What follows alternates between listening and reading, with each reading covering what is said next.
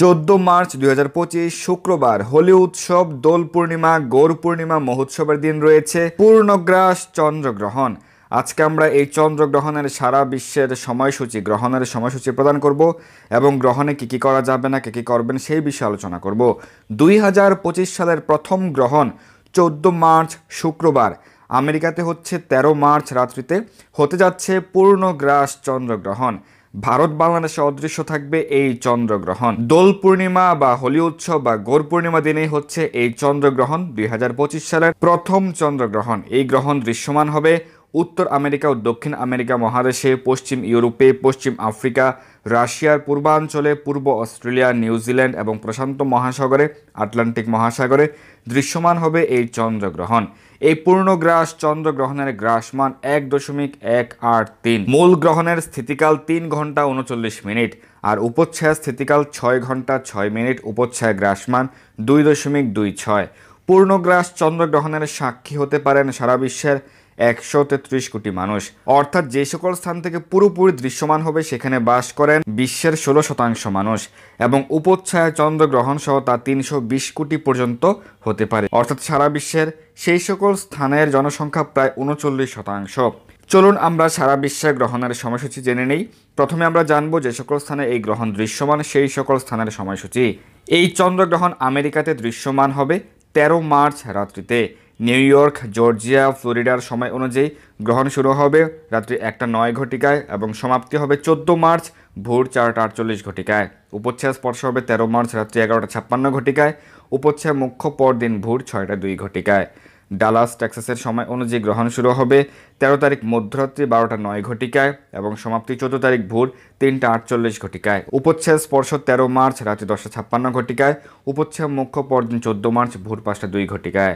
California, সান ফ্রান্সিসকোর সময় অনুযায়ী গ্রহণ শুরু হবে 13 মার্চ রাত্রি 10:09 এবং সমাপ্তি রাত্রি 1:48। উপচ্ছায়া স্পর্শ 13 মার্চ রাত্রি 8:56। উপচ্ছায়া মুখ্য পরদিন ভোর 3:02। কানাডার মন্ট্রিয়ালে দৃশ্যমান হবে এবং গ্রহণ শুরু মধ্যরাত্রি 1:09। গ্রহণ সমাপ্তি পরদিন ভোর 4:48। উপচ্ছায়া স্পর্শ 13 মার্চ রাত্রি 11:56। উপচ্ছায়া মুখ্য 14 মার্চ ভোর 6:02।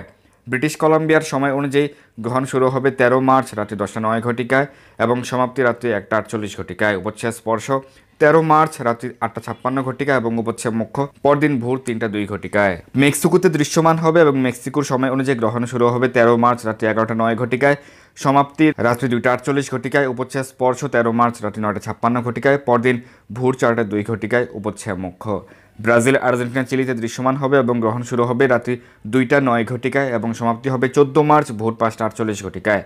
উপচ্ছায়া স্পর্শ হবে মধ্যরাত্রি 12:56 এবং উপচ্ছায়া মুখ্য 14 মার্চ সকাল 7:02। পেরু, কলম্বিয়াতে দৃশ্যমান হবে, গ্রহণ শুরু হবে মধ্যরাত্রি 12:09 এবং সমাপ্তি 14 মার্চ ভোর 3:48। উপচ্ছায়া স্পর্শ 13 মার্চ রাত্রি 10:56 এবং উপচ্ছায়া মুখ্য ভোর 5:02। লন্ডন, পর্তুগালে দৃশ্যমান হবে এই চন্দ্রগ্রহণ, গ্রহণ শুরু হবে 14 মার্চ ভোর 5:09 এবং সমাপ্তি হবে 14 মার্চ সকাল 8:48। উপচ্ছায়া স্পর্শ ভোর 3:56, উপচ্ছায়া মুখ্য সকাল 10:02। ইটালি, ফ্রান্স, স্পেন, জার্মানি, পোল্যান্ডে দৃশ্যমান হবে, গ্রহণ শুরু 14 মার্চ সকাল 6:09, সমাপ্তি সকাল 9:48। উপচ্ছায়া স্পর্শ ভোর 4:56, উপচ্ছায়া মুখ্য সকাল 11:02। পূর্ব রাশিয়াতে গ্রহণ শুরু হবে বিকেল 4:09, 14 মার্চ গ্রহণ সমাপ্তি সন্ধ্যা 7:48। উপচ্ছায়া স্পর্শ দুপুর 2:56, উপচ্ছায়া মুখ্য রাত্রি 9:02। সাউথ আফ্রিকাতে গ্রহণ শুরু হবে 14 মার্চ সকাল 7:09, গ্রহণ সমাপ্তি সকাল 10:48। উপচ্ছায়া স্পর্শ ভোর 5:56, উপচ্ছায়া মুখ্য দুপুর 12:02। অস্ট্রেলিয়াতে দৃশ্যমান হবে, গ্রহণ শুরু হবে বিকেল 4:09, 14 মার্চ গ্রহণ সমাপ্তি সন্ধ্যা 7:48। উপচ্ছায়া স্পর্শ দুপুর 2:56, উপচ্ছায়া মুখ্য রাত 9:02। জাপান, দক্ষিণ কোরিয়ার সময় অনুযায়ী গ্রহণ শুরু হবে দুপুর 2:09, গ্রহণ সমাপ্তি বিকেল 5:48। উপচ্ছায়া স্পর্শ দুপুর 12:56, উপচ্ছায়া মুখ্য সন্ধ্যা 7:02। পূর্ব চীনে দৃশ্যমান, গ্রহণ শুরু হবে দুপুর 1:09, 14 মার্চ গ্রহণ সমাপ্তি বিকেল 4:48। উপচ্ছায়া স্পর্শ দুপুর 11:56, উপচ্ছায়া মুখ্য সন্ধ্যা 6:02। ভারতে অদৃশ্য থাকবে এই চন্দ্রগ্রহণ, গ্রহণ শুরু হবে ভারতের সময় অনুযায়ী সকাল 10:39, 14 মার্চ গ্রহণ সমাপ্তি হবে দুপুর 2:18। উপচ্ছায়া স্পর্শ সকাল 9:26, উপচ্ছায়া মুখ্য দুপুর 3:32। এই গ্রহণ ভারতে অদৃশ্য হেতু কেউ যদি মূল গ্রহণের 3 ঘন্টা 39 মিনিট পালন করেন সেটি যথেষ্ট। বাংলাদেশে অদৃশ্য থাকবে, গ্রহণ শুরু হবে 14 মার্চ সকাল 11:09, গ্রহণ সমাপ্তি দুপুর 2:48। উপচ্ছায়া স্পর্শ সকাল 9:56, উপচ্ছায়া মুখ্য বিকেল 4:02। বাংলাদেশও মূল গ্রহণের 3 ঘন্টা 39 মিনিট পালন করলেই যথেষ্ট হবে।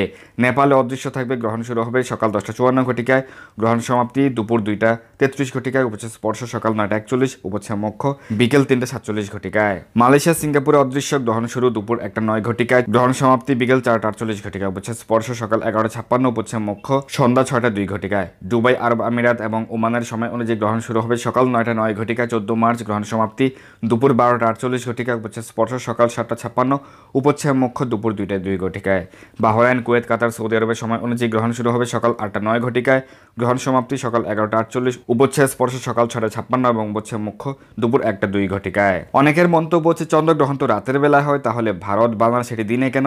এর উত্তর হচ্ছে এই চন্দ্রগ্রহণের মূল কেন্দ্র কিন্তু ভারতে নয়, আমেরিকা, কানাডা, চিলি, পেরু সহ উত্তর আমেরিকা মহাদেশ, দক্ষিণ আমেরিকা মহাদেশে মূল কেন্দ্র। তাই আমেরিকা, কানাডা, চিলির সময় অনুযায়ী রাতের বেলাতেই হচ্ছে চন্দ্রগ্রহণ।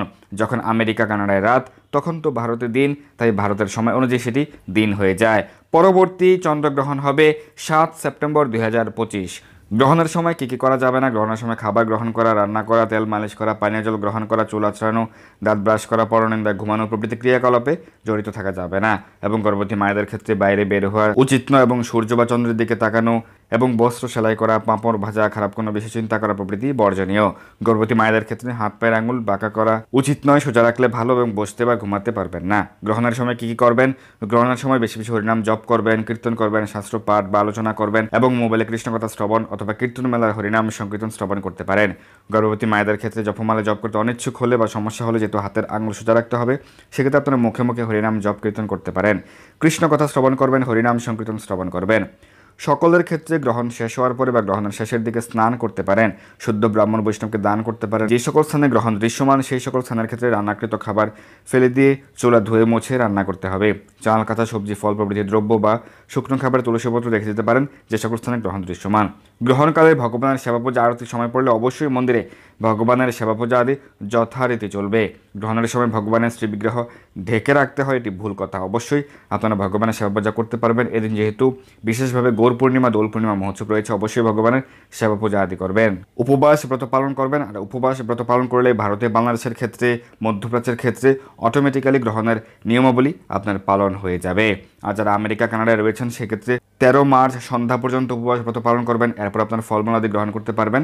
তবে রাত্রিকালে গ্রহণ রয়েছে, গ্রহণের পরে পরদিন ভোরবেলায় আপনারা স্নান করে পালন সম্পন্ন করবেন। ভারত, বাংলাদেশ, মধ্যপ্রাচ্যের দেশসমূহ, মধ্য এশিয়া প্রভৃতি যে সকল স্থানে এই চন্দ্রগ্রহণ অদৃশ্য, তাদের ক্ষেত্রে যদিও নিয়মাবলী পালন বাধ্যতামূলক নয়, তবে কেউ চাইলে গ্রহণের নিয়মাবলী পালন করতে পারেন, যেহেতু এই গ্রহণ আমাদের গ্রহেই হচ্ছে।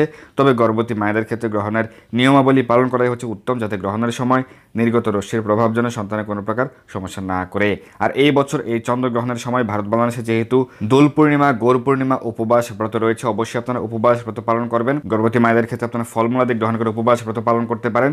সেক্ষেত্রে উপবাস পালন করলে অটোমেটিক্যালি গ্রহণের নিয়মাবলী পালন হয়ে যাবে। গ্রহণ শুরু হওয়ার পূর্বে আপনি ফলমূল গ্রহণ করে নিতে পারেন, এবং গ্রহণ শেষ হওয়ার পরে স্নান করে আবার ফলমূল গ্রহণ করতে পারবেন। যারা গর্ভবতী মায়েরা রয়েছেন তাদের ক্ষেত্রে প্রযোজ্য। এই গ্রহণের নিয়মাবলী কিন্তু কুসংস্কার নয়, এটি শাস্ত্রীয় এবং বৈজ্ঞানিকভাবে স্বীকৃত। তাই কোনো প্রকার অপ্রীতিকর মন্তব্য করে ব্যক্তিত্বহীনতার পরিচয় দিবেন না। কৃষ্ণ সেবায় যুক্ত থাকুন, বেশি বেশি হরিনাম জপ কীর্তন করুন। ধন্যবাদ সবাইকে। হরে কৃষ্ণ। এই দুর্লভ মনুষ্য জন্মকে সার্থক করতে যুক্ত হন কৃষ্ণ ভাবনায়। আপনার সকল ধর্মীয় বা পারমার্থিক প্রশ্ন জানাতে যুক্ত হন আমাদের টেলিগ্রাম গ্রুপে, আর এই ভিডিওটি শেয়ার করে আপনার সকল বন্ধুদের কাছে পৌঁছে দিন। ধন্যবাদ সবাইকে।